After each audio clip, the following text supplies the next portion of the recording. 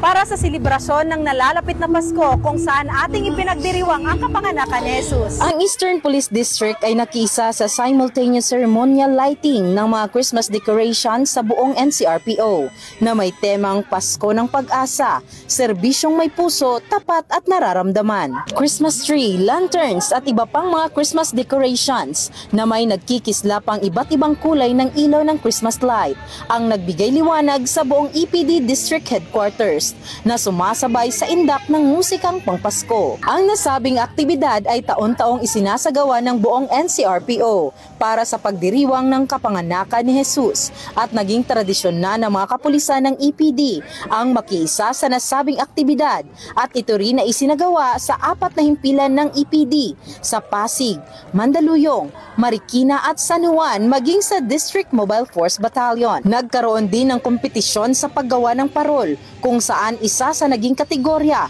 ay ang paggamit ng mga recycled materials. Ito ay simbolo sa pakikiisa ng isang pambansang pulisya sa pagdiriwang ng kapanganakan ng ating Panginoong Jesucristo. Ito ay isang simbolo din na pagbibigay liwanag, pagbibigay pag-asa, pagbibigay kasiyahan ng lahat ng pamilya sa hindi lang sa Pilipinas kundi sa buong mundo at upang ipagdiwang ang Pasko ng may pagmamahal sa kapwa, kapayapaan at kaayusan ng ating mamamayan. Pagpapailaw ng mga Christmas decoration ng mga kapulisan. Maganda po. Ano po yung feeling mo ngayon na nakakita ka po ng dekorasyon? Super!